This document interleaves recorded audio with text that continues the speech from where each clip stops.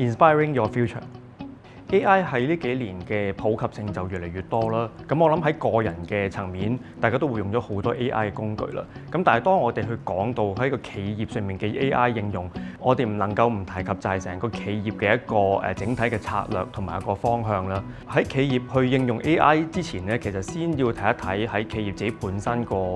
策略上面，佢有啲乜嘢係適合去用咧。我哋成日都話啲應用嘅場景啦，例如話個 AI 工具係準備去幫助啲同事去做嘢快啲啊，定係其實去增加佢哋嘅準確性呢？喺啲同事去應用 AI 工具嘅時候咧，另外一樣需要顧及嘅就係佢哋會唔會有佢哋相關嘅一啲知識同埋技能去使用個 AI 工具啦。喺企業使用 AI 之前咧，其實需要配合翻佢哋自己嘅一個業務嘅策略啦。究竟佢其實想用 AI 去達到啲咩目的呢？係想做一啲新嘅產品出嚟，新嘅服務，定係還是其實佢希望利用 AI 去幫佢了解一個市場，了解一個市場裡面嘅一啲使用者嘅一啲使用習慣，去從而去獲得更加多嘅一個市佔率呢？我哋最新推出咗一個課程，咁專係 for 啲 non-technical 嘅 business leader 同埋 management 嘅，咁就叫做 Postgraduate Diploma in Business Management and Leadership in AI Transformation。